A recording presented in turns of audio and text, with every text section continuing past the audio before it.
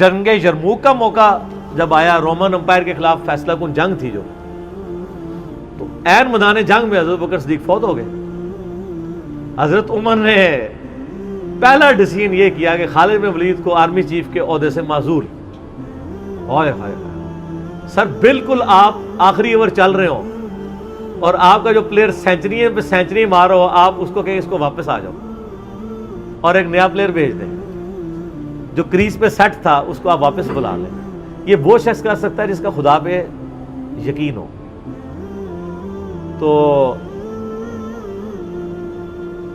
اور آپ کو پتہ ہے حضرت عمر کے رشتہ دار تھے قریبی، انہی کے قبیلے سے تھے حضرت خالد بن ولید. حضرت خالد بن ولید کو پتہ تھا کہ یہ اگر عمر خلیفہ بنے گا نا تو پھر میرا معاملہ پہلے ہوگا. اور وہی ہوا، ابو عبیدہ ابن جرح کو بنا کے بھیج دیا.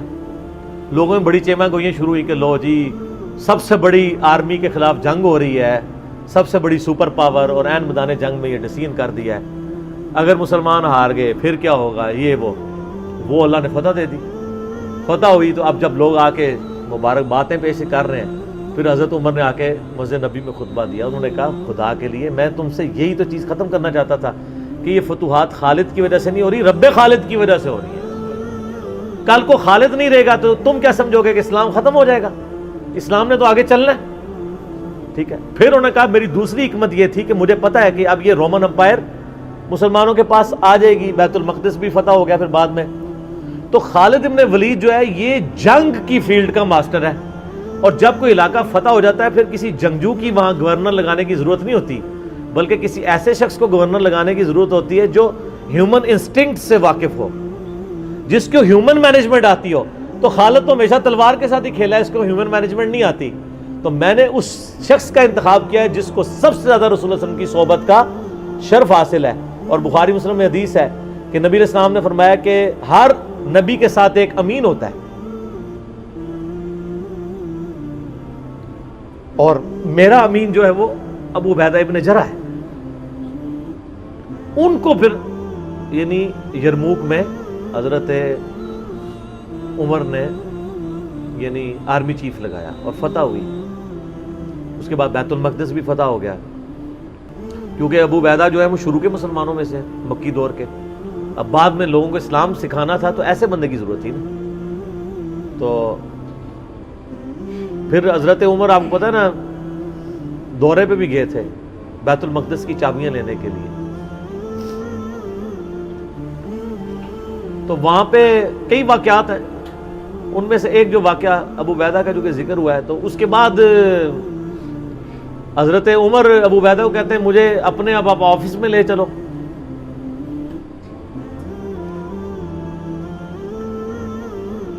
دنیا کی سب سے بڑی سپر پاور فتح کی ہو جس بندے نے، آپ سمجھیں کہ ایک بندے نے امریکہ فتح کیا ہے، کسی جنرل نے، واشنگٹن ڈی سی میں اس کا آفس تو ہونا چاہیے.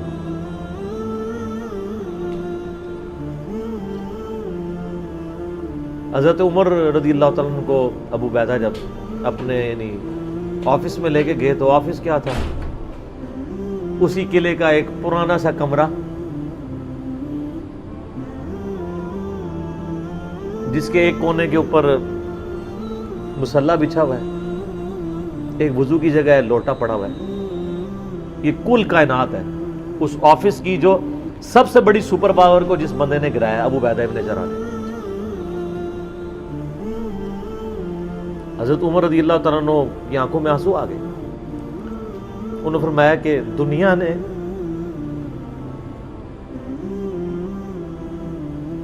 ہر بندے کے اوپر اپنا اثر چھوڑا ہے سوائے ابو عبیدہ ابن جرح کے.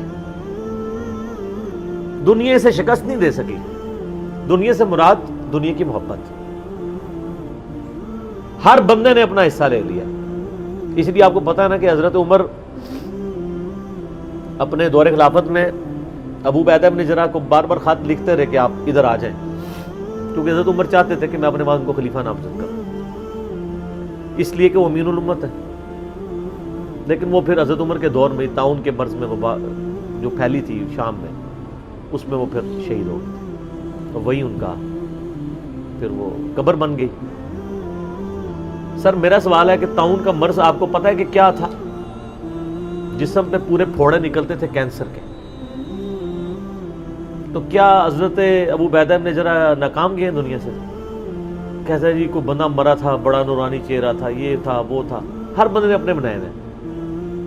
ایک بندہ پھوڑوں کی تکلیف سے مرا ہے، بخاری مسلم کی حدیث ہے، جو طاعون کے مرض میں مرا وہ شہید ہے. تو وہ مرے تو بستر مرگ پہ ہے لیکن شہید ہے.